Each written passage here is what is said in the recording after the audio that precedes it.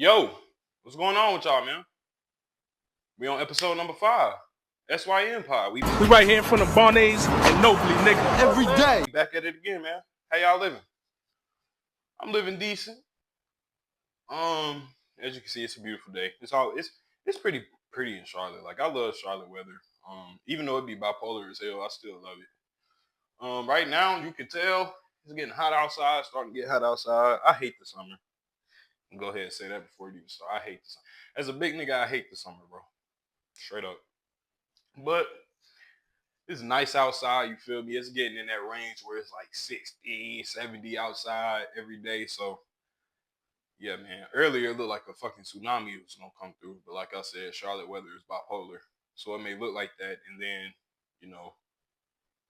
be beautiful as hell the rest of the day. Episode 5, man. I told y'all I'm about to start being consistent, about to start dropping these, man. This is going to come out tomorrow. I dropped the episode earlier this week, so I'm trying to make up for lost time, man. I'm trying to push this content out and make sure I got y'all damn near about to oversaturate the streets. You feel me? But yeah, man. Episode 5. Let's get straight to it, man. So you see it, Palomalu, Hines Ward. We got another Le'Veon Bell jersey over there. Feel me? The Steelers, man, we making some good ass trades, man. So we got big play Slay. And that's not even you feel me? That's like the second best trade we made so far. Big play Slay, man. He coming to Pittsburgh. I really think he gonna fit into our scheme. He's getting older. I know we like to play a lot of zone, No, I'm lying. We like to play a lot of man, but big play Slay, he is a man dominant corner. So, and we signed him to a 1-year contract, so that means he'll probably retire with us or something. I don't know.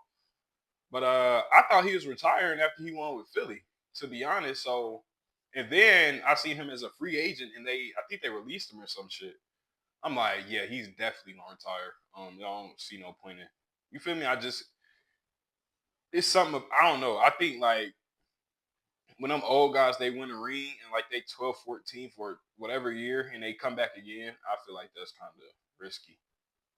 Cause like you still chasing a ring, but you 15, 10, 12 years in at this point, like you should have took your ring and just rode off to the sunset. But hey, I don't give a hell. We got Darius Slay, man. Pair him up with Joey Porter. I think we'll be able to do some things on that. Our defense always been nice. We also signed Malik Harrison, linebacker from Baltimore, which I didn't see coming. I didn't really see Malik Harrison play that much. I know one of my old teammates from Creek, he plays for Baltimore Ravens, Trent Simpson, so he played linebacker.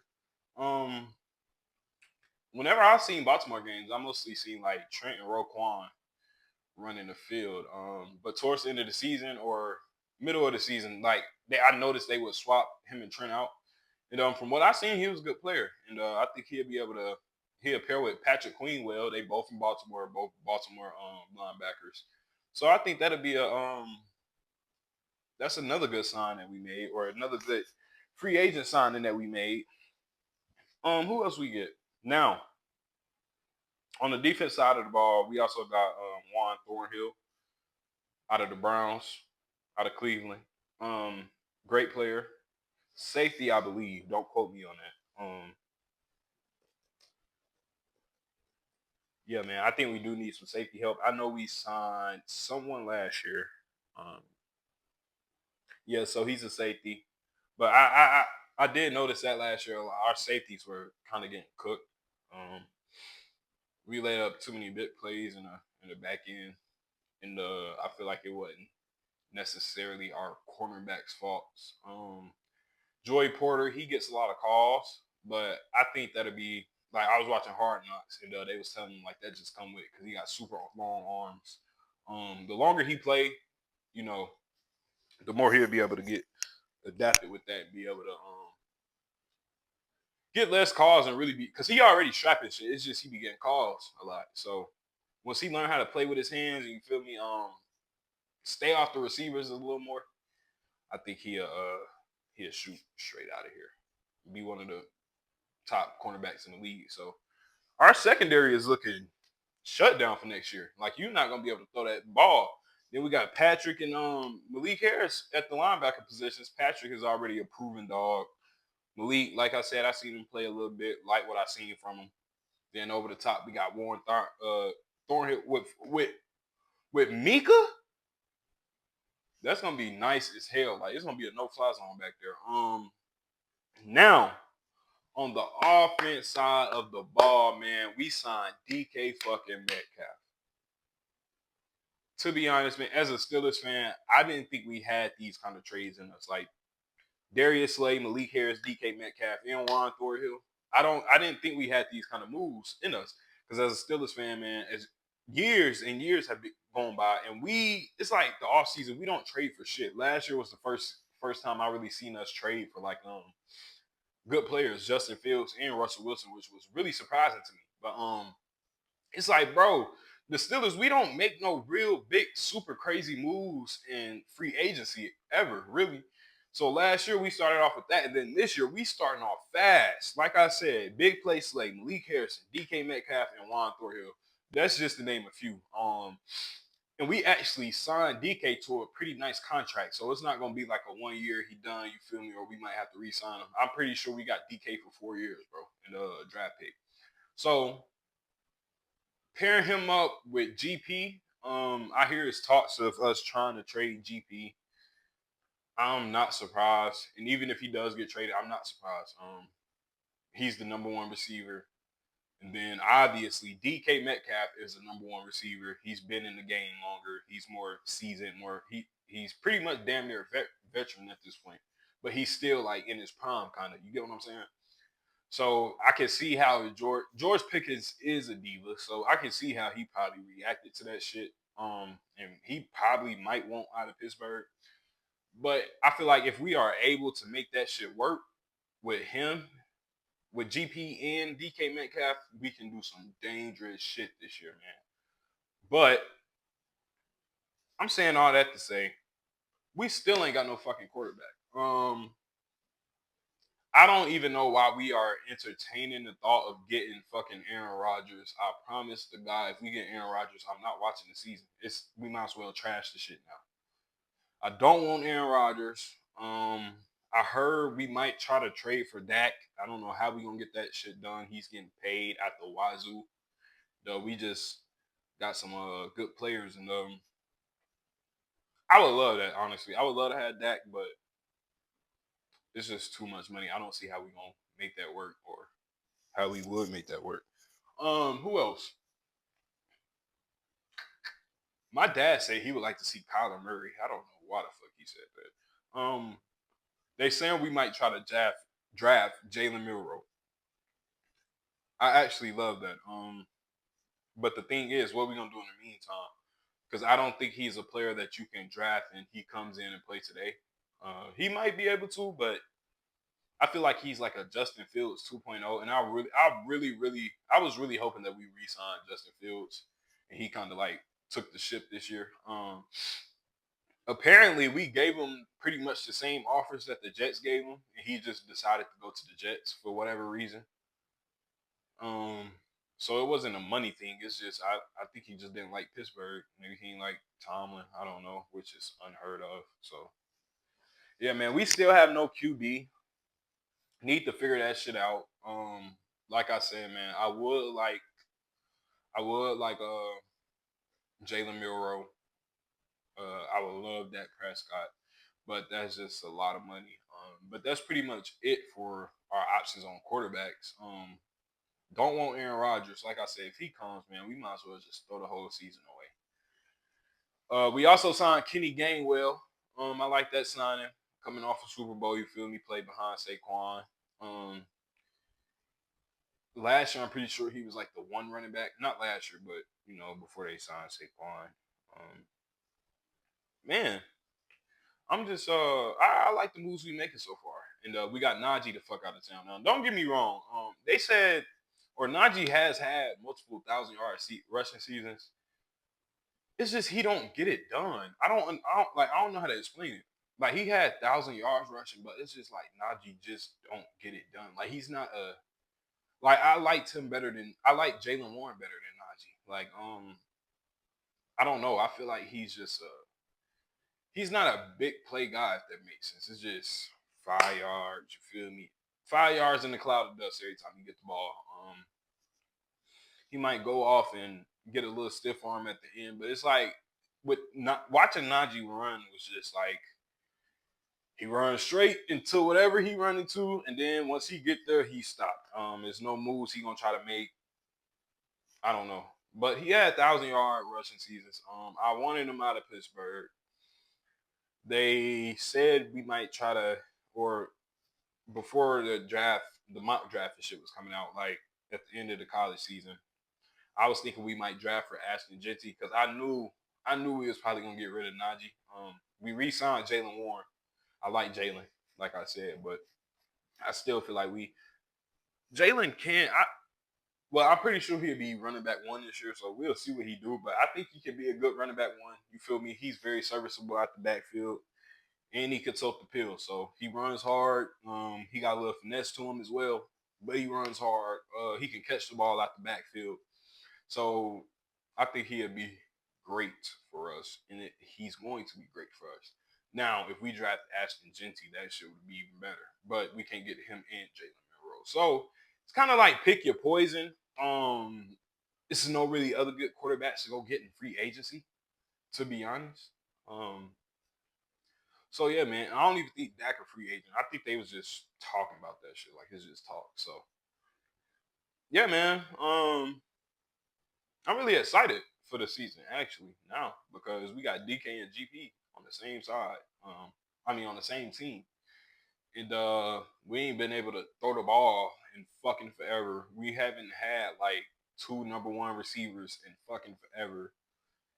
So we got two number one receivers. It's looking like our back end with Nika, Juan, Big Play Slay, and Joey Porter.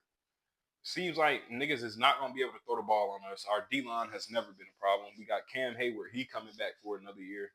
JJ, Alex Highsmith, Nick Heinberg, whatever his name is. Like, I, we gonna be straight on defense. And then we got Patrick and Malik Harrison now playing linebacker for us. So I think we'll be able to do some things next year, man. Especially with that defense. We just gotta find a quarterback. And in Pittsburgh, I don't know why the fuck we love mediocre quarterbacks, but I'm tired of that shit. Let's get some top notch shit into the program, man. Or let's try to draft one of these guys. Let's try to get Jalen Milroe. Like I said, I like that. I like that for us. I would like that. And yeah, man, they trying to call him a receiver. You know how that shit go. They did the same thing to Lamar with Mike Tomlin. I think any player will be able to learn and grow and grasp whatever they're being taught. So I would love to see how that goes, man. We got some more. We got Debo to the Commanders and Laramie Tunzel to the Commanders. So I don't know if y'all know who Laramie Tunzel is. Like I said, I'm an offense line, so I'm show some love to the big boys. He's one of the best tackles in the game right now. He just was signed to Houston a few years ago for I think he had actually the highest paid tackle contract at the time when he signed with Houston. So we got him going to the Commanders now, man. Play that left tackle, protect Jaden Daniels, so he can be able to get that ball off, man, and get it off to Debo Samuels. Now I don't know how I feel about Debo Samuels, to be honest. I don't know if he's a better receiver or running back, or a slot receiver. I don't know how you would want to play Debo because was it last year or 2 years ago when Brandon Ayuk got hurt and Debo had to pretty much run the number one receiver? They was getting they shit strapped, bro. They wasn't able to throw the ball. Debo was getting strapped. His routes didn't look like a number one receiver routes. But you pair him up with Scary Terry, man. Scary Terry is a true number one. He's been mentioned as one of the best receivers in the league as long as he's been in the league without having a dominant quarterback. So that goes to tell you something. Whenever a player or a receiver can keep going off and keep getting mentioned as one of the best without having a definitive quarterback every year, he probably went through 7, 8 quarterbacks from the time he's been in the league to now, and where he got a true quarterback in Jaden Daniels. So I know he's ecstatic, and they got a number two receiver with Debo Samuel. I think he works well in the slot. I think he's more of a slot than anything. Just give him the ball in his hands, let him work. Because like I said, man, when he was in San Francisco and Brandon Ayuk went down for them games, man, it was looking bad for him. They were dragging him. He couldn't get open for shit. I mean, it was bad because he had to play on the outside. But when he's in the inside, he can get missing and get shifty and get low on people. So I think him to the Commanders would be a great fit. They re-signed Bobby Wagner, old guy, vet, hold that defense down so he'll be able to bark commands and get everybody in the right spots. Everybody know the play. So yeah, man, I think the Commanders might be able to do something next year, man. PJ actually said that on the last episode. I'm sorry, I keep checking the mic to make sure that shit ain't turned off or nothing. But PJ was saying that last episode, man. Yeah, I think the Commanders might be able to do something. They're getting people to protect Jaden Daniels. Jaden Daniels is a proven star already.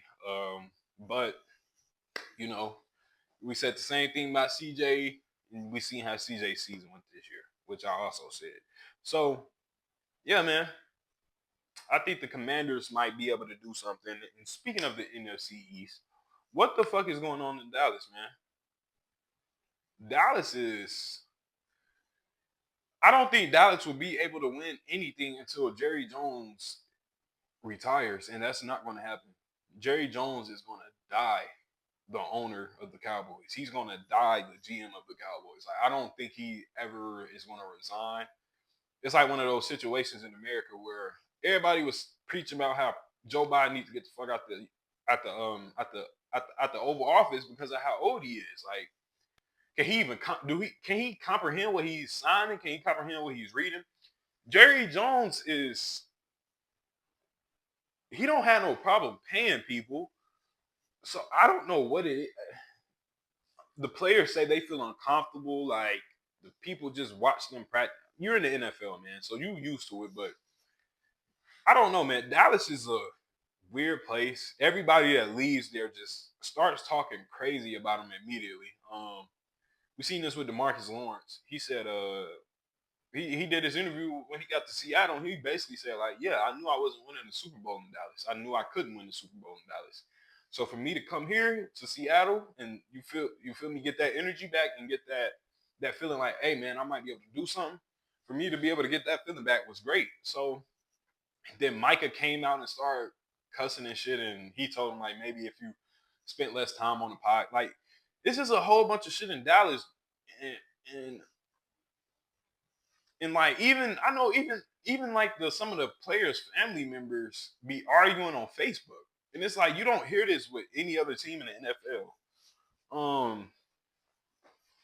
And Dallas has the talent every year. They have the now last year they problem was they couldn't stop the run for shit.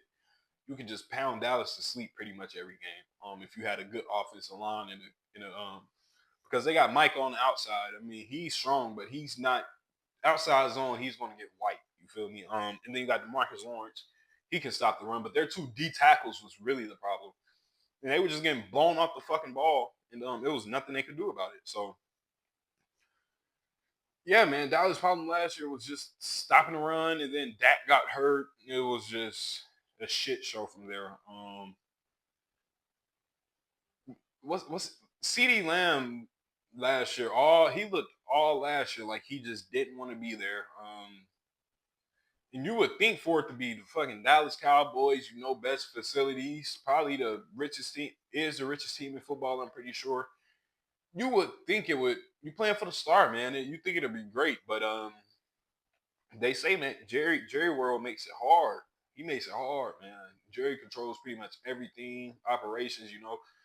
So with an owner like that, you would never be able to get the pieces you need or even really give your insight because he's damn near the coach. Like it's a lot going on in Dallas, and I think it just makes people uncomfortable that play for him, and they're just not able to produce the way that they should be able to produce. Because like I said, man, they got the damn talent every year. You got Dak, you got CD.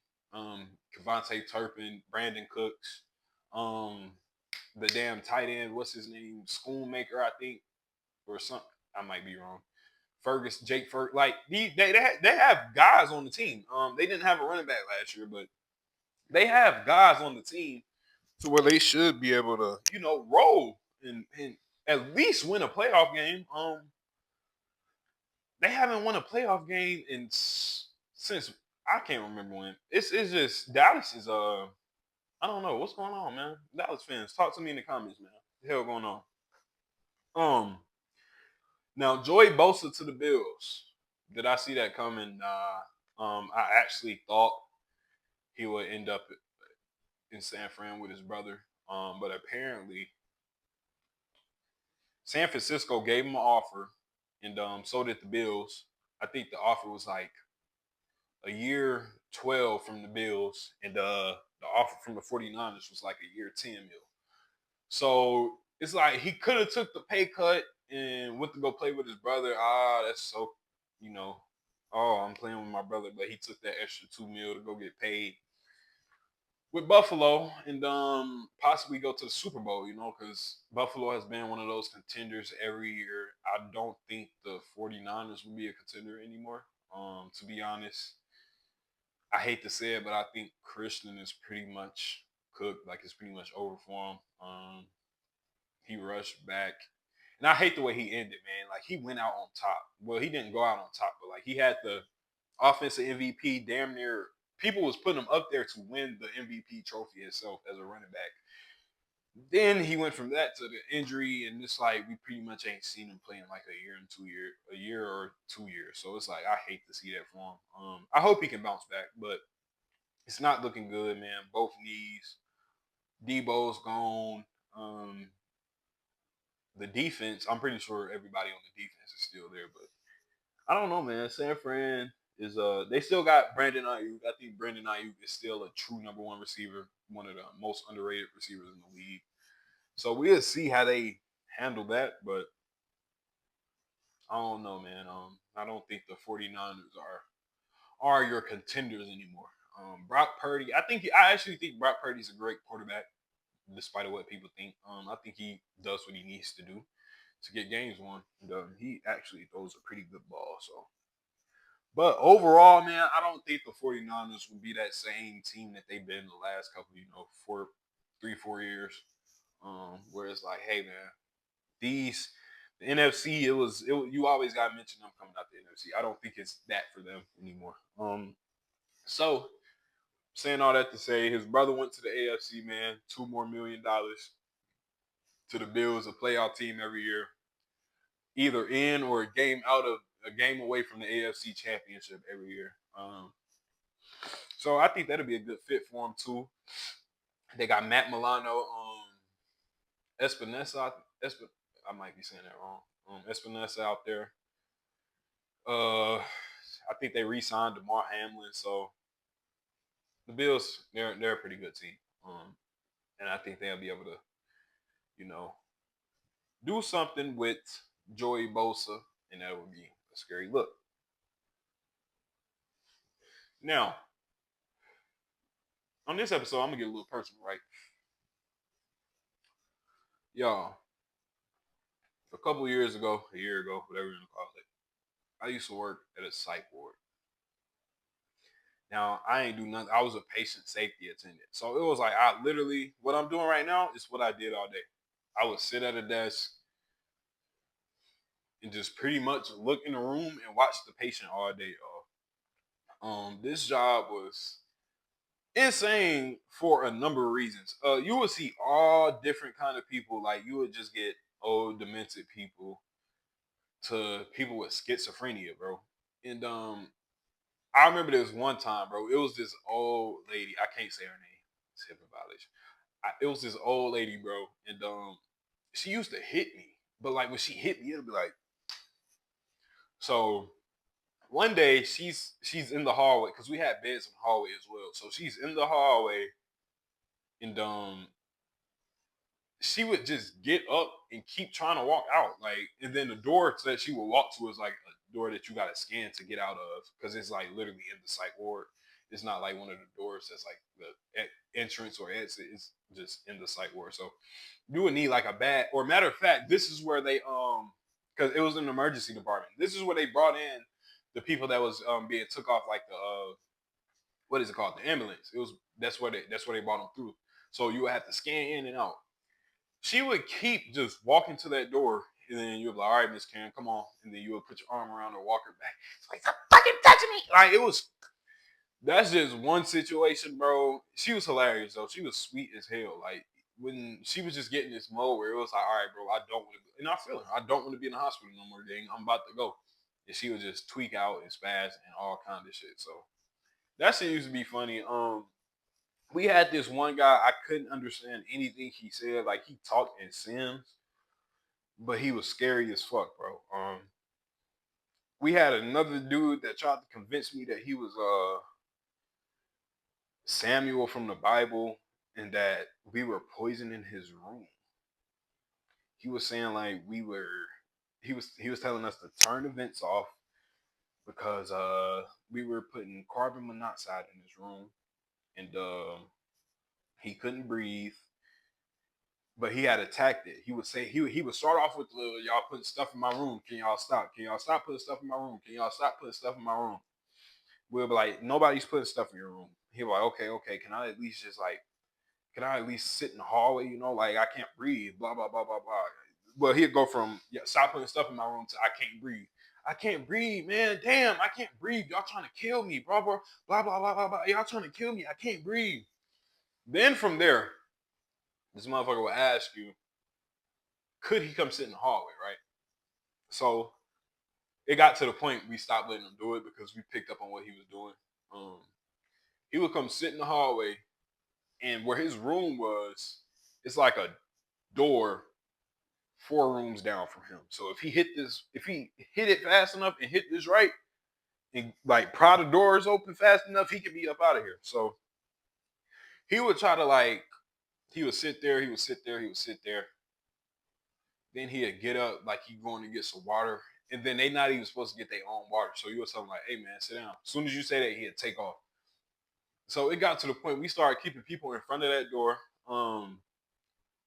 And then whenever he asked to sit in the hallway, we would make him sit like in his door frame. You feel me? And we would move our desk in front of the door frame. So if he tried to get up, he would literally just have to run straight through us, which he never really tried to do. It was one girl in there. She was tweaking, and some people would literally come to the hospital just so they could get like the medicine to knock you out, and that's what this girl would do. She would every day. Um, it was like clockwork. It was like clockwork. As soon as I get there, I used to get there at 7 in the morning. So she'll wait for everybody to get settled in, for shifts to change, for the doctors to start coming around with the meds. And she would just tweak the fuck out like as bad as she possibly could. And they would give her a shot. And she would literally say, "All right, thank you." Like she would act this way just to get this shot so she could go to sleep. Then when she'll wake up, she'll do it all over again. Sometimes she might wake up earlier. Sometimes she might wake up later. Um, Apparently this girl said she was like 18 and her boyfriend was 30 something. Like it's a lot. It was a lot going on at that job, man.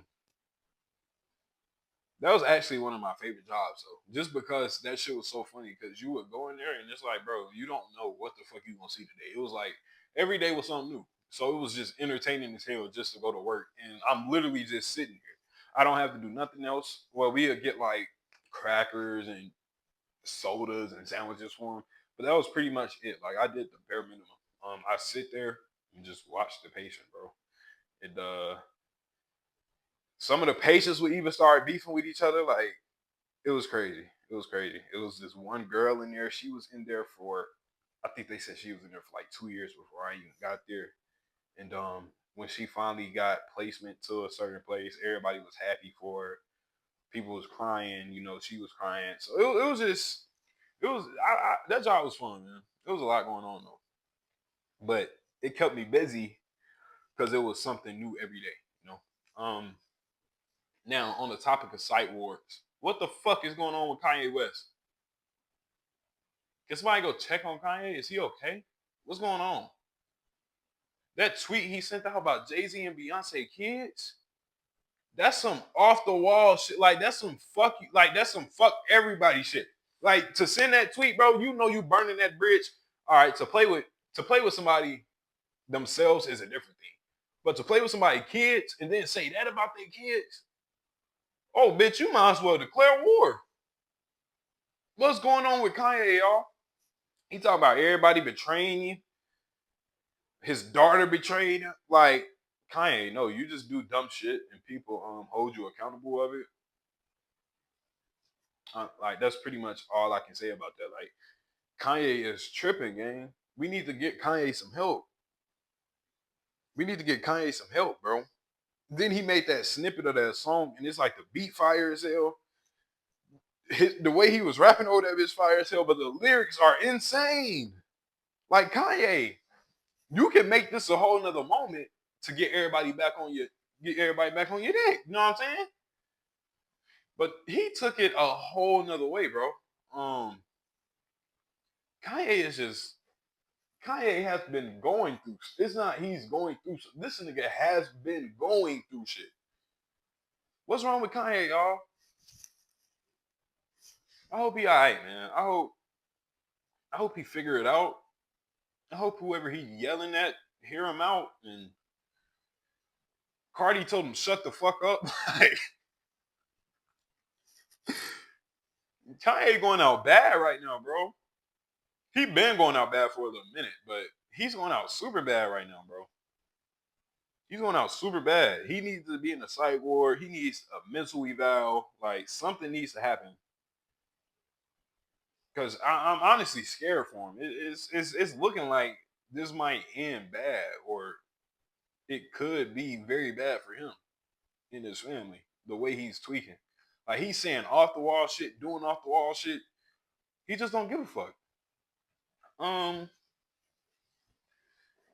and it's taken away from like I hate to see this with on a more serious note. I hate to see this with like black celebrities or just black higher ups in general when shit like this happen and it starts to like devalue them or it starts to take away from what they've done before or the crap that they did before because of all the antics that they are engaging in. And it's just like, damn, bro.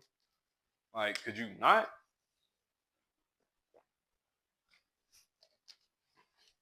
Could you not, man? Like, could you personally call these people and try to have a conversation? I'm pretty sure he's probably tried to do that, but I don't know. I just feel like Kanye is losing it, man. And he's a legend. He is a full blown legend. So it's like I hate to see that for him, man. I hate to see him. He made graduation for fuck's sake. Um Now, my next topic, man.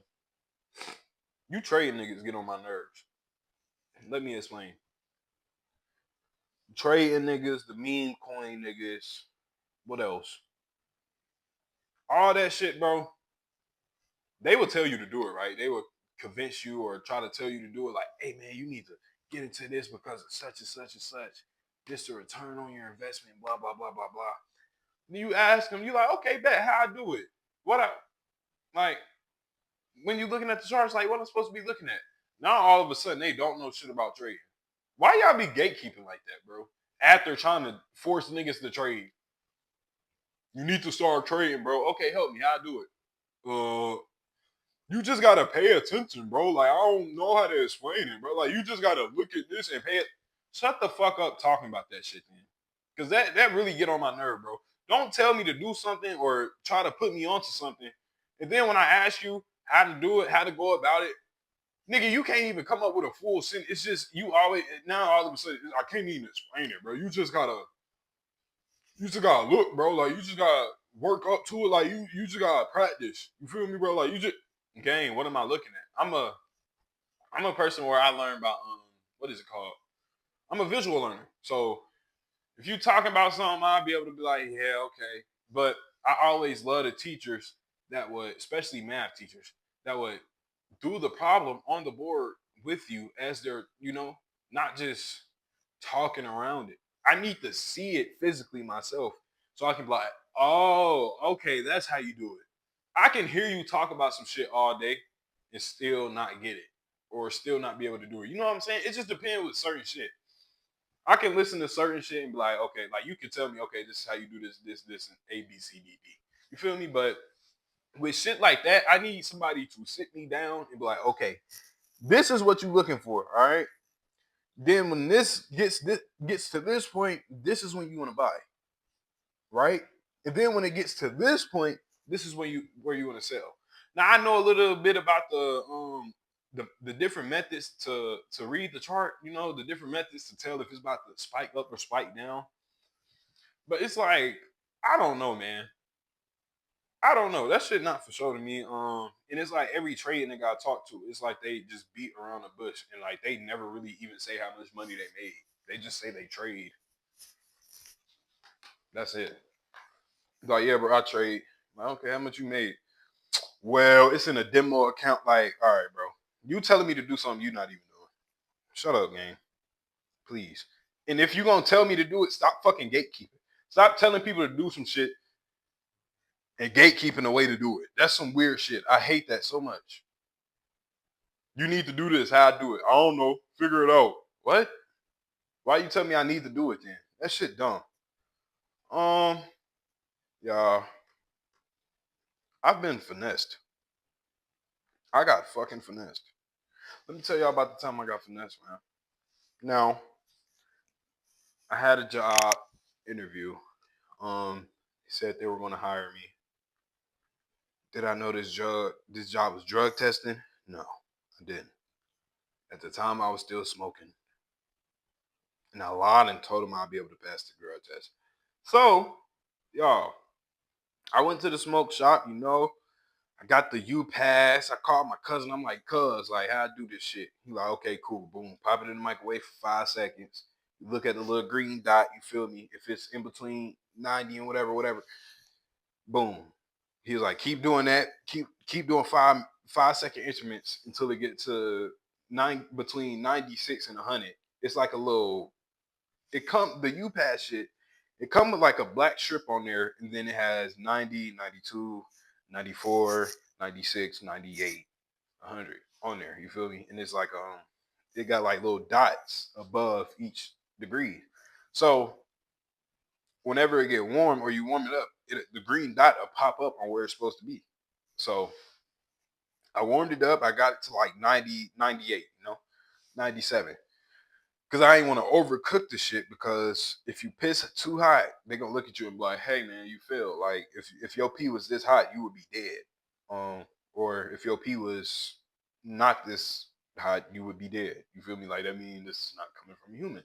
So cuz take me through the whole rundown. You feel me? Boom, pop it in the microwave. After you pop it in the microwave, make sure it's at the right temperature. Grab your hand warmers, you feel me? Wrap it in the hand warmers, tuck it under your Johnson, take it to the lab court. Boom.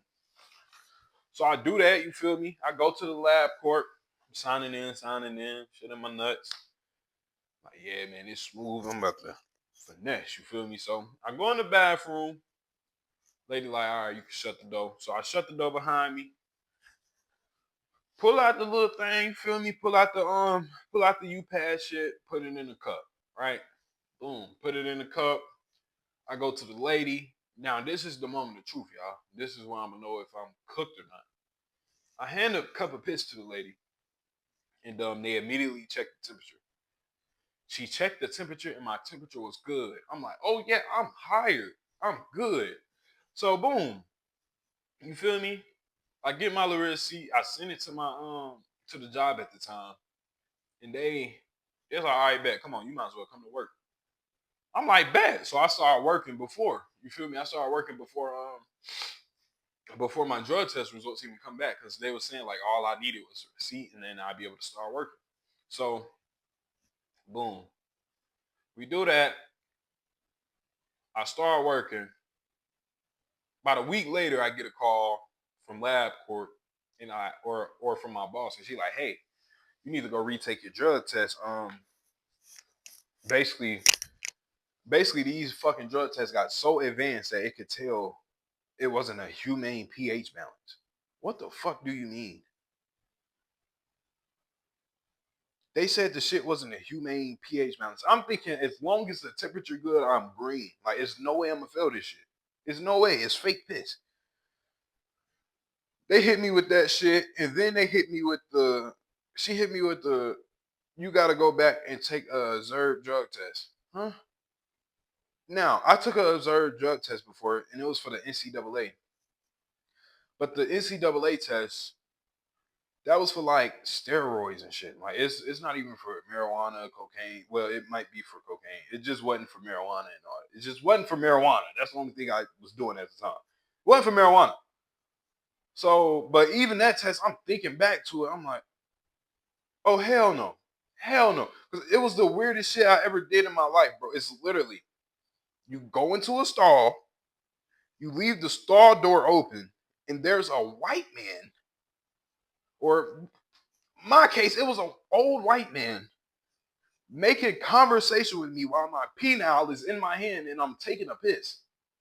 It was the weirdest shit in my life. So I remember that. I'm thinking, I'm like, hell no, I'm not going for it.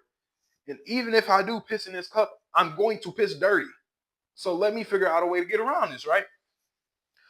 Boom. I get to the lab court, or I'm thinking, before I go to the lab court, I'm thinking, I'm brainstorming. She's like, you got 2 days. I'm like, all right, cool. I'm gonna go the next day anyway. I'm like, bingo, it hit me. I done heard of people like going in there and paying the person administrating a test to pass, right? So little old me, my jolly ass, I go to lab court bright and early the next day so I can be the first motherfucker in there. Get to the lab court, and it's like this banner thing that your job will send you on the email that you got to show them, or your donor number or something, so they can report it back to your job basically. So, but my smooth ass, what I did when I handed him my phone, I went in my notes and I typed like, "Hey, I really need this job. You feel me? Basically, let me cash app you $50. Type your cash app here." The nigga was like, "Oh man, y'all at it early today." Started laughing, typed in this cash app. I'm like, "Bet, I'm good." He was like, "I remember you from last week anyway, so I'll grab you first and get you all situated." I'm like, "Cool." So boom, I go back there. You feel me? He hand me the little cup. He like, "We just gotta fake like we doing a procedure." I'm still thinking I really got to piss or something to fake the procedure, right? So I go in there, take a little pee in the cup. You feel me? I come back out. He like, "Nah, you can dump that out." So I dump it out. I literally seen it with my own 2 eyes, y'all. I swear to God, I seen this shit with my own 2 eyes. He had the little cups. It's not the cup that you pee in. It's like the kind that they submit it in, right? Or that they send in for submission. He grabbed 2 of those, and the name literally said D Bell. My name is Jace Giss, so I know it's not my piss. And like I said, I just flushed this shit down the toilet. He said you don't even gotta pee, basically. He was like, he was just doing this shit for the camera. So the shit say D Bell, you feel me? We topping it up. He like, what job this for? I'm like, wap wop bam bam, you feel me? And he like, okay, yeah. We making good conversation, you feel me? I had sent the nigga the $50 as soon as I sat down. So I'm telling him, I'm like, you should have got that 50. Like, check your phone. He's like, I bet, check this phone. He had the 50. Right? I'm leaving. I'm thinking everything green. You feel me? He just used a random motherfucker pee for me. I'm gonna be able to pass the drug test. Y'all, I go back to work. Once again, I'm at work for a whole week again. Why the fuck I get a call from LabCorp and they said you failed your drug test? Huh? Bro, what? What you mean I failed, my nigga? But I couldn't say this on the phone. So this how the phone call went. I get the text. You feel me? It say, "Hey, this is Dr. Such and Such with LabCorp. I'm calling you back for your drug test." I'm not thinking nothing of it. So I call him back. Like, what? You just gonna tell me I passed? I'm like, hello? They're like, yeah, is this Mr. Giss? I'm like, yeah. She's like, this how I knew I failed, because she got to asking me weird shit. She was like, so are you prescribed a medical marijuana license? I'm like, no. She was like, do you take any of the following medications? And she started naming medications. I'm like, no, ma'am. She was like, so you failed your drug test. I will have to report it back to your company. Any questions? Nigga, I had 38 million questions. But I think she could tell something was up because when she said that, I was like, no. She was like, you sure? I'm like, I'm positive. So I immediately hang up, and my first thought is, how? Like, y'all, I got finessed so bad. And the thing is, I don't even think the nigga genuinely meant to do that shit, bro. I think he genuinely just grabbed a random motherfucking, like, this is how bad my luck is, y'all. Like, I had the worst luck in the fucking world, bro. This is just how bad my luck is. I paid the man $50 for him to use a random person P for me. And the random person P he used pissed dirty they damn self, bro. I could not believe the shit. Like, I'm like, it's no way my luck is this bad. It's no way. It's no way. Like, he didn't use my pee at all. I watched my pee go down the toilet. And I seen him pull out D-Bell pee. So fuck you, D-Bell, if you out there, bro.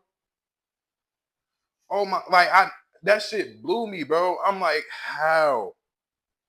And I was hoping they would let me retake it again so I could go back and cuss the nigga out. Like, yo, bro, at least this time I'm not paying you this time. And can you use some clean piss? Like, can you use some proven clean piss this time for me, gang?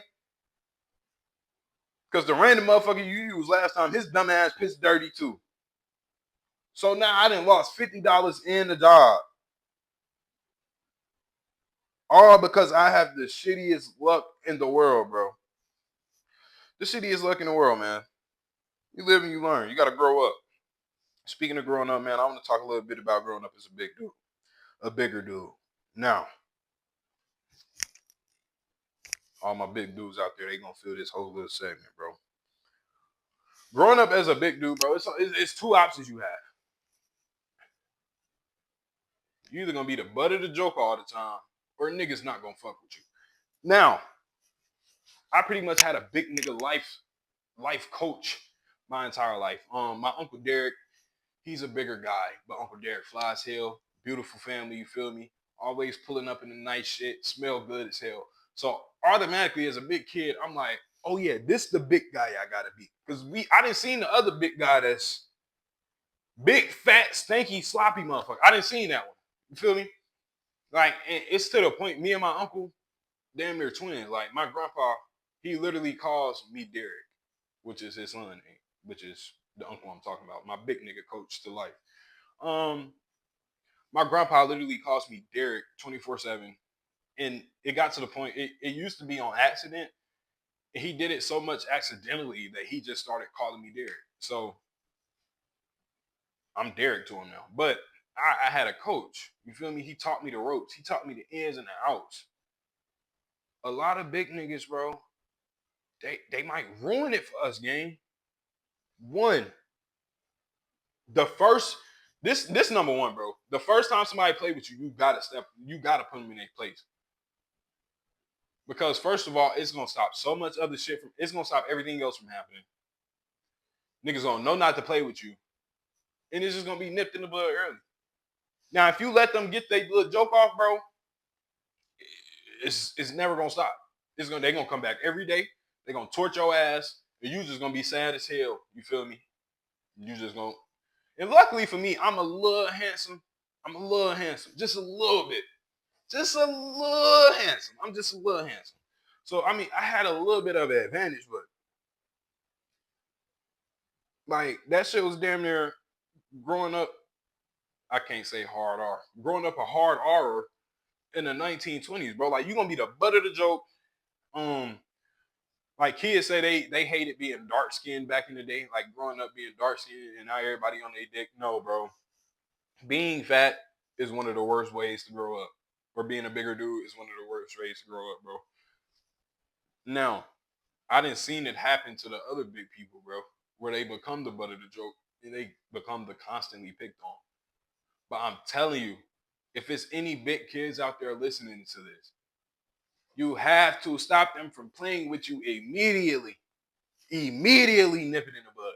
You got to learn how to flame back or you got to learn how to fight. One of those two. You either gonna be the fighter or you either gonna get your jokes off. Now me, I had both of your ass. Which one you want? If you took it too far, oh, we bumping. If you took it too far, we bumping, my nigga. It's that simple. But if it was like a little joke and you trying to get your shit off in front of the hoes, it's over with. I'm cooking you. I'm overly frying you. I'm overly doing it. I'm overly frying you, gang. Because my uncle taught me, bro. I'm telling you, you need a big nigga coach. If it's any kids out there, I will be your coach, gang. I will help you. I will help you. I will get you through this. The light will shine, gang. The light will shine. And I'm telling you, some of the baddest women like big guys too. So don't get confused on that neither, my nigga. You just gotta catch her when she by herself. You gotta catch her when she by herself. Don't catch her when she with a group with another group of girls.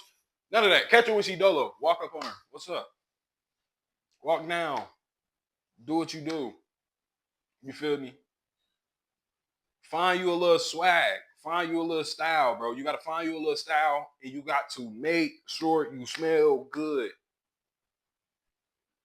They be trying to make fun of big people saying like, hey, man, sometimes big motherfuckers put on too much. It's never too much. Well, yes, it is. But you gotta find your balance, gang. Because I'm telling you, one bad day, one hot ass day, that shit can go left.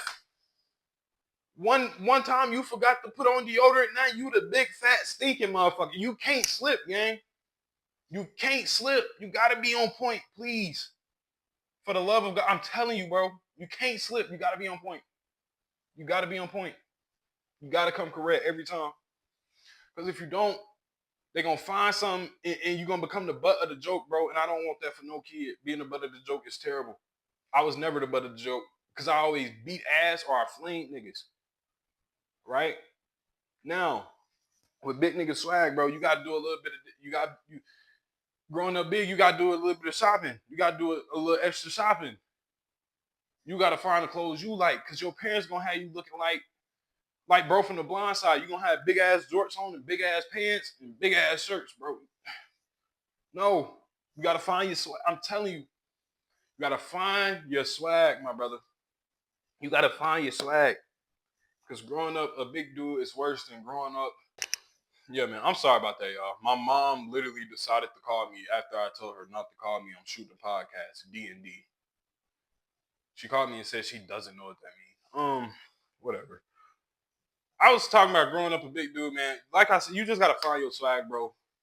You gotta go the extra mile to make sure you smell good. You gotta go the extra mile to make sure you like. Then you have, bro. I'm telling you, you have to be funny.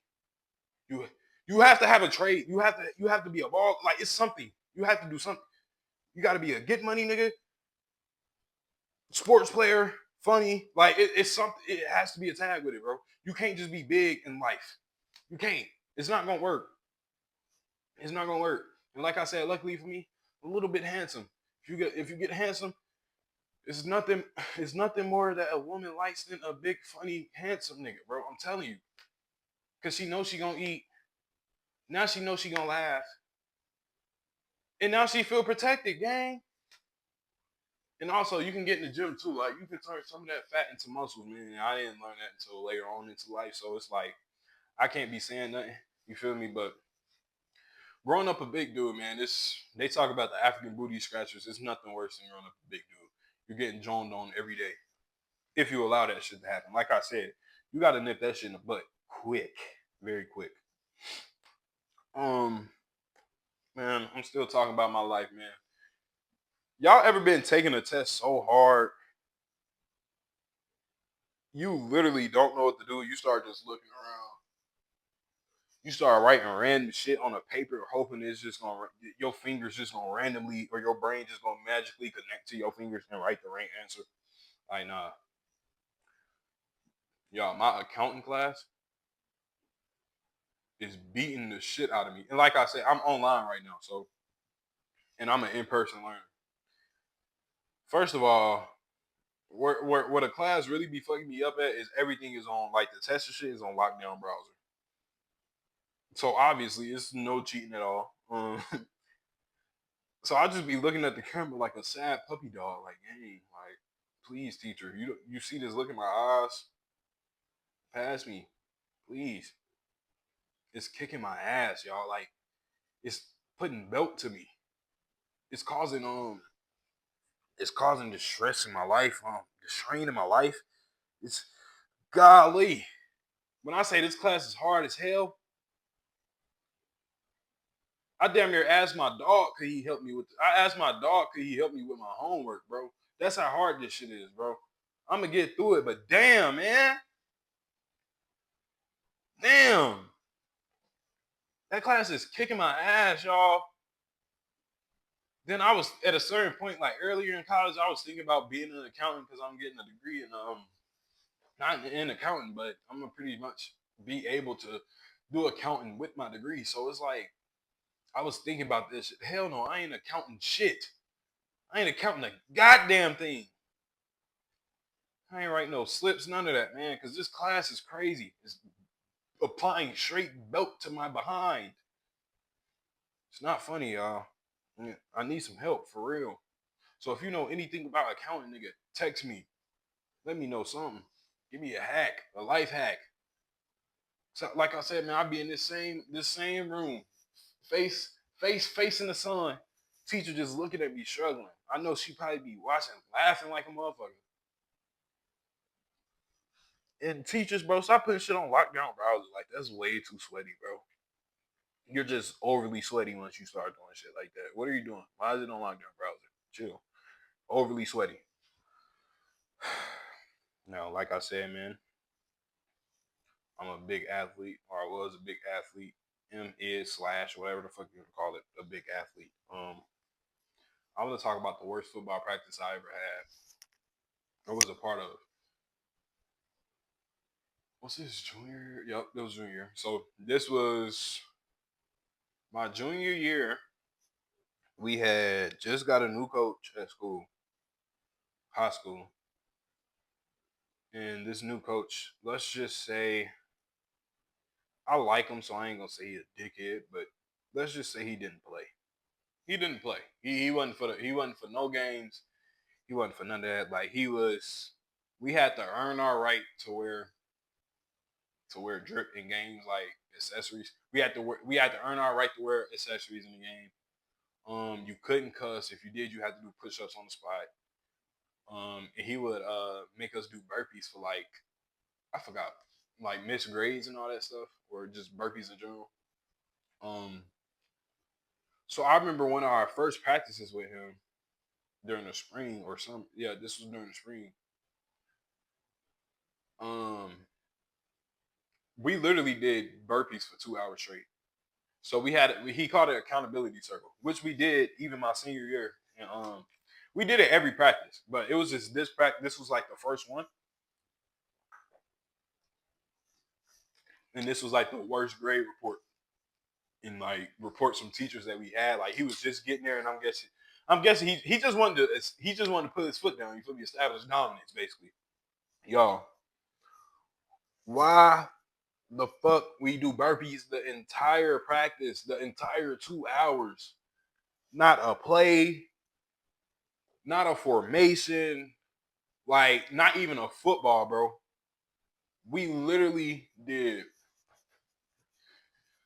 You would have to go to the middle. You would have to say, "Hey, my name is Jace Giss. We got 44 burpees because of me, because of such and such and such." And then coach will be like, "All right, y'all ready?" And you stay in the middle. Beep, blow the whistle. You doing 44 fucking burpees, right? You will get up, keep them talking. You keep them talking. He called the next person in the middle. Hey, my name is such and such and such and such. For some people, we even had to do 100 fucking burpees. I got 100 burpees because of such and such. Blow the whistle. Beep. Burpees again. Y'all, by the time we got done, my hands was pretty much raw. Everybody was like the seniors at the time was like, fuck this nigga. Like, we're not playing for him. And obviously, we all came back the next day, but everybody was like, no, bro, like, this is the dumbest shit I ever did in my life. Like, we just did an entire practice doing burpees. Not one play. I don't even think we stretched, to be honest. I literally think we went out there, we got in the accountability circle, and we did burpees for hours straight.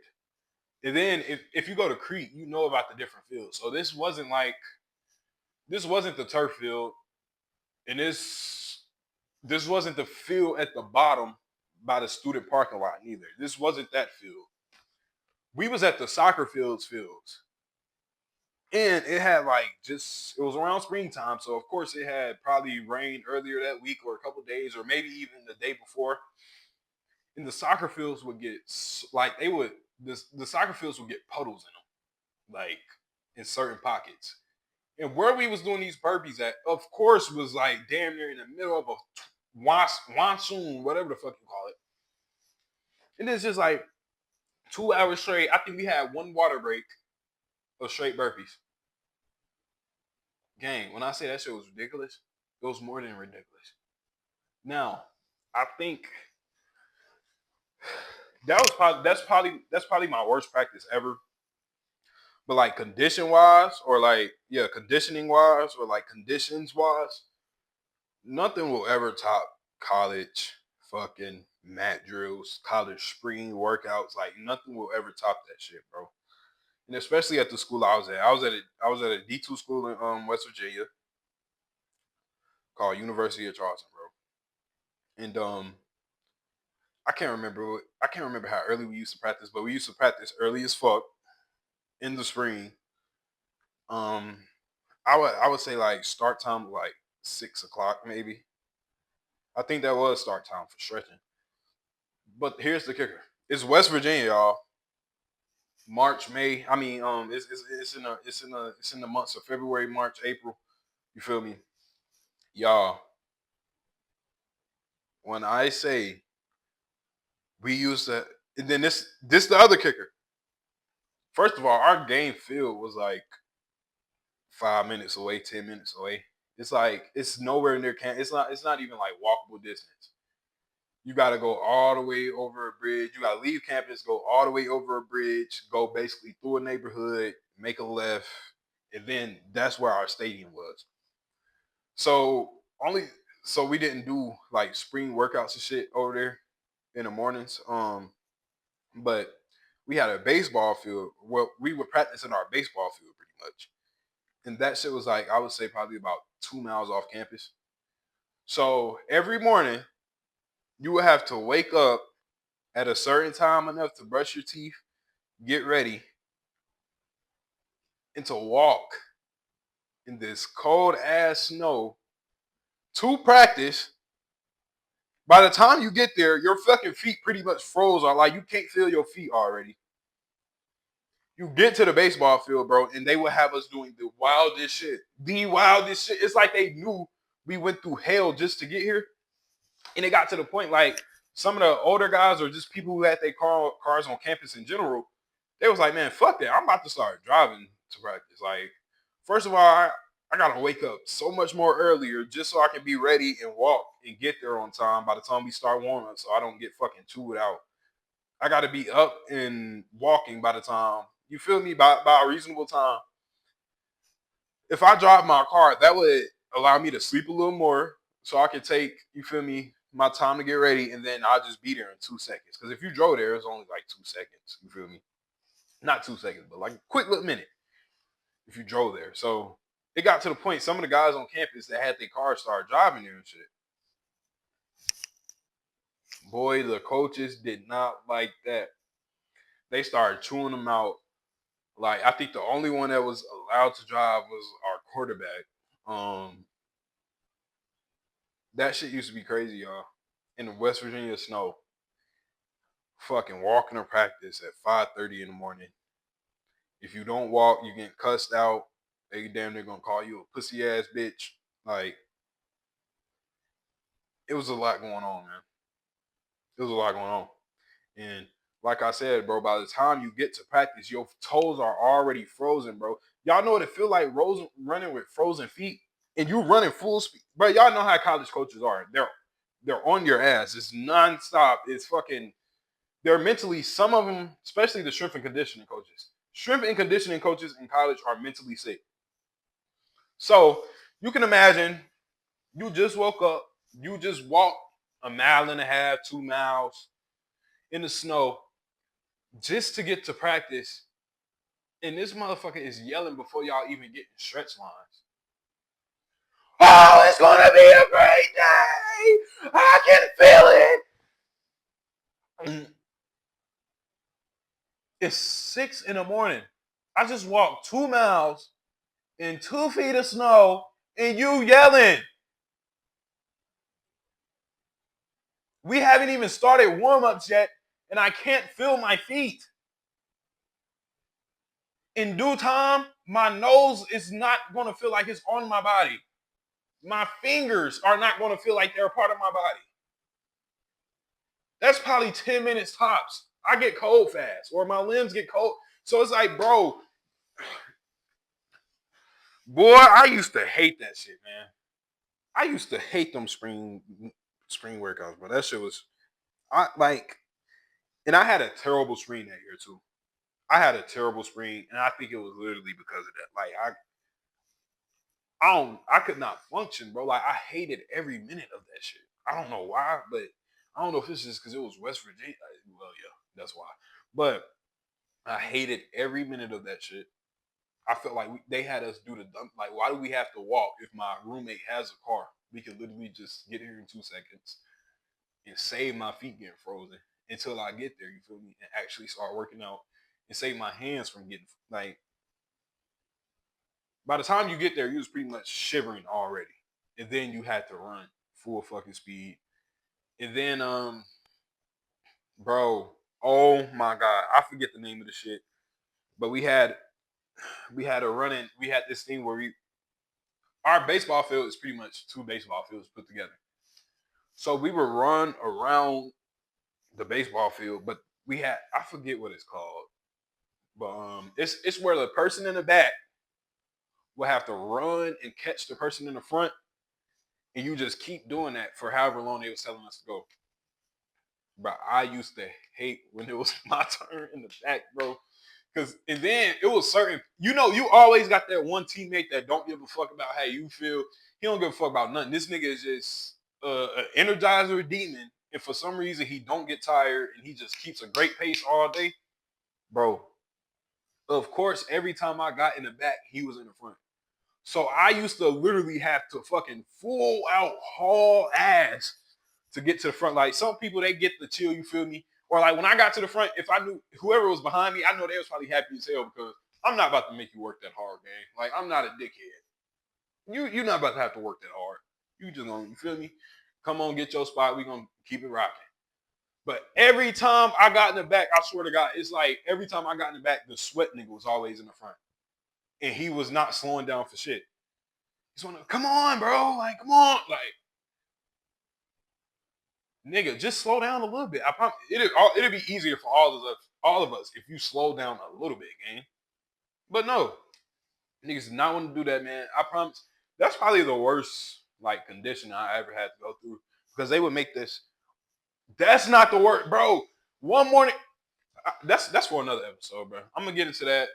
They had this disciplinary thing that we had to do on the dock, bro, and we had a boat dock at our fucking school, a long ass boat dock.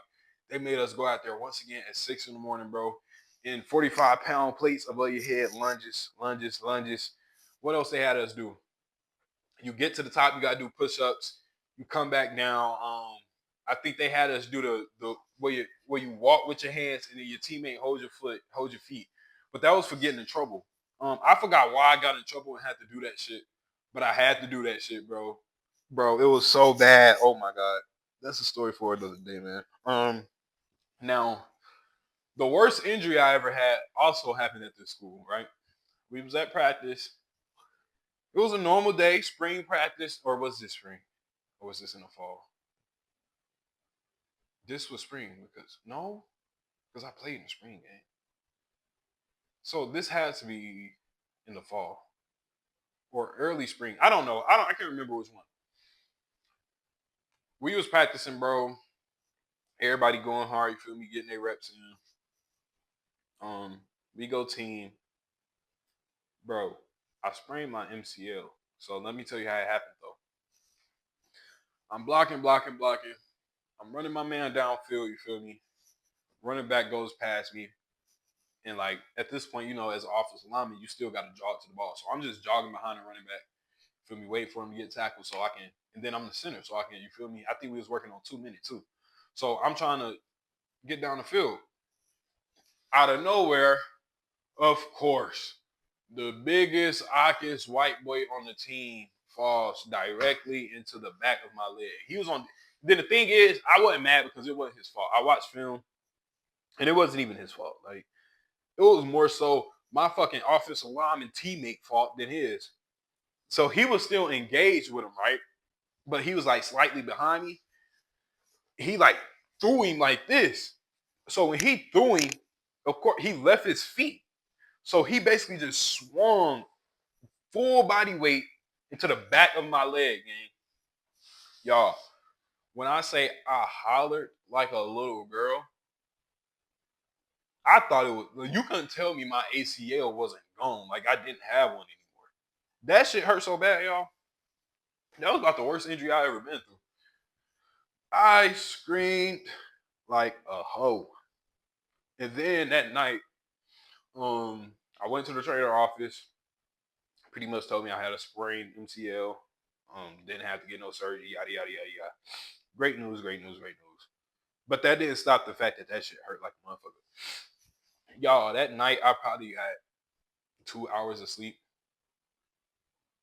and my roommate at the time can attest to this. I was up all night, like I couldn't get comfortable. Like it's no way to sleep with a knee injury, bro. And like I couldn't sleep on my stomach because it hurt my knee. I couldn't sleep on my side because it felt like it was pulling like my ligament. And then on either side, and then I couldn't sleep on my back neither, just because like I can't. Me personally, I just can't sleep on. I can't go to sleep like that. So I had to find a happy medium. I learned the trick to put the pillow between my legs, and then I was able to go to sleep. But bro, the first couple of nights, I promise you, that shit was so terrible. That shit, that was for sure the worst injury I had. I remember I pulled a hamstring at a combine when I was little. That shit hurt bad as fuck too. I cried that day too. I thought I got shot. I was young as hell though. I was like maybe 11, 12. So my pain tolerance wasn't that high. Don't crack on me. But yeah, I was running a 40-yard dash at like one of the little fake combines, and I pulled my shit, and I immediately started crying. I made my dad take me to the hospital. It was a whole thing. Yeah. Now, I know y'all be seeing the comments or the conversations that be like, would you take 30 mil or a dinner with Jay-Z? Are you fucking kidding me? Why is that even a conversation, y'all? Is that just for fan ass niggas? Like, is that something to get the fan ass niggas going? Because I don't care who you sit me down. Like, only way I'm not taking the money is if you telling me I'm sitting down with Jesus Christ himself. I don't care who. It could be my favorite person in the entire world. It can be Barack Obama. You can tell me you can have a conversation with Barack Obama or $500,000. I'm still taking a $500,000. Like, it don't matter the amount of money. Nigga, you could tell me you could have dinner with Lotto or $5,000. You know what I'm taking? $5,000, you fucking clown. Are you kidding me? Why is that even a conversation? Why do y'all be picking other shit other than the money? That just says a lot about you, brother. What you gonna do? Ask her how to rap? What you gonna do? Ask him how to rap? What you gonna do? Ask Jay-Z how to rap? How to rap? How he built his company? And then what, my nigga?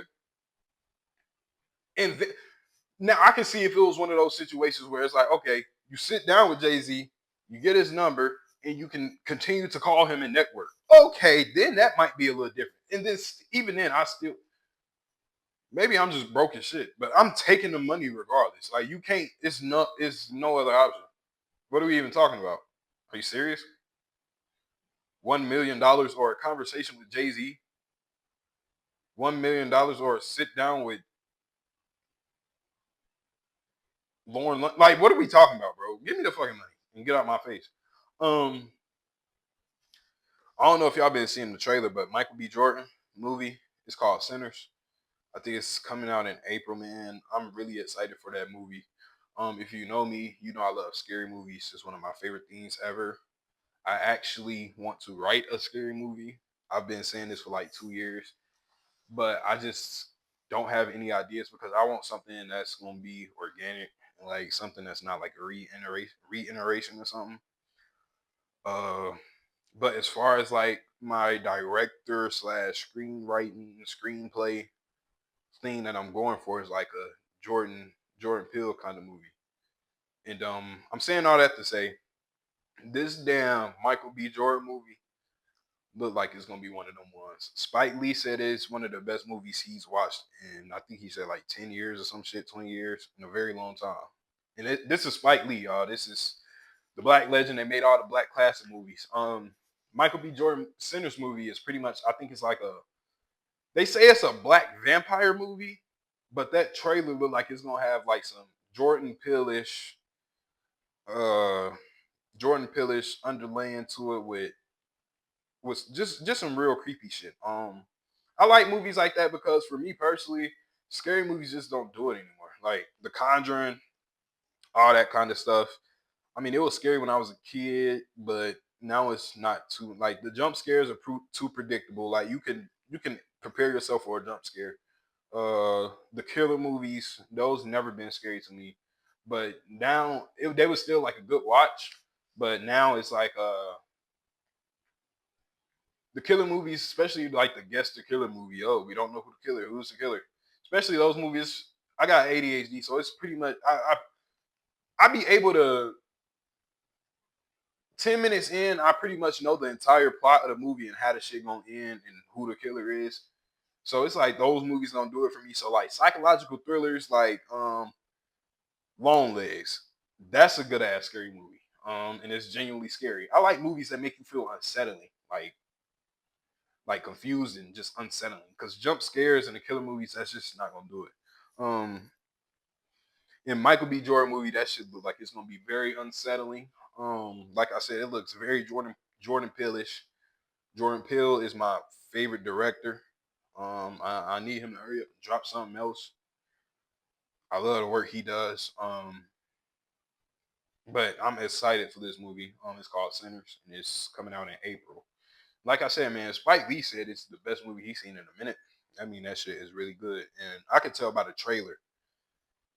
The trailer left me confused as hell, so I'ma love this movie because I don't know. I just like scary movies that make you feel that make you think more than anything. That keep you guessing, you know. Because the older you get, it's like scary movies just become so predictable, and you know when the jump scare coming, the camera switches. It's just so much shit you can be able to tell and prepare yourself for nowadays with scary movies. Drewski could have been Love Fest or could have been Love finale is tonight. Now that nigga is a genius. Like I love the show, great show, hilarious. Um, Me personally, I hope Switcheroo win. Switcheroo is the finest shit ever. I said finest shit ever. I was just super drag. Switcheroo is very fine. She is a very fine woman. Drewski is a genius for the people he kept, the way he kept them. Everything he do is just smart as fuck. Just smart as hell. I love the show, man. White Chocolate. If I'm being honest, White Chocolate should have been the winner of everything. And I like Asian Persuasion too. She was a fine shit. But Switcheroo, she for sure should be the winner. Then her accent fire. But man, that nigga funny as hell. That show funny as hell. And yeah, man. Finale on tonight. Tuning in. Hope Switcheroo win. Bambi ass better not win. It's like no way she could possibly win. Yeah, man. Love that show, man. It's like I was talking to my friend Taylor about that. She was like, "Yeah, this shit funny as fuck." I'm sitting here waiting on it at 5:45. So yeah, man. Uh, Now before I get out of here, I'm gonna do a little mental health check. Y'all can put it in the comments. I'm just gonna talk about my mental health. Y'all can put how y'all feeling, what y'all going through in the comments, how y'all living. Um, my mental health is pretty much great. Uh, yeah, it's been great for a minute. Uh,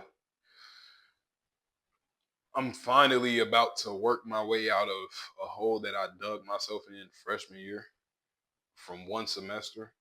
I'm finally like I can see the light at the end of the tunnel, and I'm gonna be able to enjoy myself a little more once I after this semester. I'm gonna be able to enjoy myself. I'm gonna be back playing football, doing what I love to do. So my mental health is great, man. I can't complain.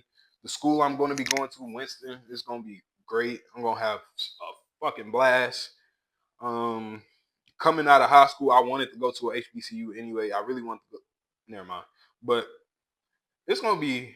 I'm really proud of myself, man. My mental health is great, man. Because like I'm just really proud of myself. I did it. Like it ain't complete yet, but I pretty much did it, man. I pretty much dug myself out this hole that people said I wasn't gonna be able to dig myself out of, that people doubted I'd be able to get out of. And it just feels good, man. It just feels good to be so close to almost back to being what I love to do. And my favorite thing in the entire world, just playing football. So, man, I'm extremely blessed, and my mental health is great. I have my days, you know. Um, I just lately my thing just been like I don't know. Like it's been taking me a minute to just like get up and get going with shit. That's about it. But my grades are great, man. I'm right where I'm supposed to be, and you know how you can just feel it. Like you feel it on the. I don't know, man. I just feel like everything for me is just like on the brink of popping. Like even this, even though I got 30 subscribers, nigga, and my videos get fucking 3 views. I don't know why, but I just feel like this shit finna pop. Like I don't know, man. I'm feeling real good mentally. I'm feeling real good. Haven't felt this good in a long time. Not I ain't gonna say a long time, but I haven't felt this mentally this good and or what's the word? Mentally, I guess I would say I was mentally drained for a little minute. Like because I was just always in catch up mode where something would happen and it'd send me into like a little sad space or whatever. And I have to get myself out of that and then get myself back to working hard again. Nah, bro, it's like I've been for a year, 2 years straight, just producing. And then like watching other people that would mess up my mental health too. But I learned that, or I learned to stop comparing myself because comparison is the thief of joy, as you know. So I just been comfortable with being myself, you know, being comfortable with the situation I put myself in, and not blaming nobody else, you know, and just really having appreciation. And it's allowed me to have a good mindset and allowed me to work and get shit done. So now that I can see the light at the end of the tunnel, man, it's like I'm rejuvenated, bro. I almost like I ain't no almost. I do have a fresh start, you know. Like I can just like after this semester, I'll be able to do that. Man, it's been fucking 2 years of hell trying to work back to get back on the football field, man. Um, of disappointments of people fucking lying to me. So it's just a whole situation, you know. So, but for me to be able to know that I can see the end goal. I'm talking to my coaches. I'm talking to my teammates. I can they I can woo side like they keeping me updated. They keeping me in the loop. They telling me what to do, how to do it. You know, so it's looking like it's gonna happen for me. I'm just excited, man. My mental health great. My relationship with the Lord is great. My relationship with my friends is all right. I don't really necessarily care at this point either. I ain't gonna say that. I do care, but it's not like I'm saying my mental health. Like I don't let certain shit affect me, and I don't. That shit not gonna affect me. Yeah, man. I'm just really appreciative, really thankful, and I'm really starting to feel like I can almost kick my feet up for 2 seconds, just 2 seconds, and then come summer, we right back to the mental warfare, baby. But before I get out of here, man, y'all know what time it is. It's time for me to share that daily bread with y'all. Give y'all a little verse to lead with, and then for me to tell y'all how I interpret this verse. Now, stick with me now. Today we're gonna be reading Romans chapter 11, verse 36.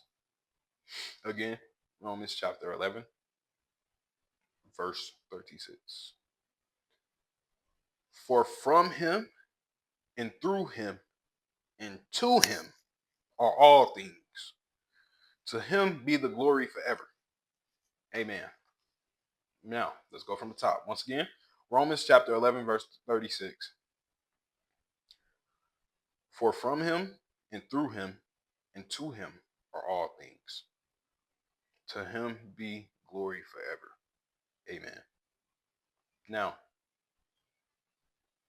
what that says for me, man, and I'm going to keep this one short, that pretty much says everything has to run through God. Everything you do has to run through God. It has to run through God. What you do should be for him, and it should appease him. It should not be a stink in his nostrils. And whatever blessings you get from whatever you doing, that's from him as well. That idea that you have is from him as well. And you want to do all those things, to glorify his name. And that's pretty much what it means to me, man. It's that simple. Everything, all the ideas you do, all the videos, ideas you do, those come from him. The money you get from it comes from him. The breath you take is from him. And the reason that you do the things you do should be for him. You know what I'm saying? So that's episode 5, man. I appreciate y'all for rocking with me. If you made it this far, once again, I love you. I damn near die for you. I appreciate you for tuning in. Make sure to like, comment, share, subscribe, man. Please comment. Like I said, let me know what y'all mental health is, man. Check in with me. Let me know some things you would like to see me talk about. Some topics, maybe. Feedback in general. Just leave it in the comments, man.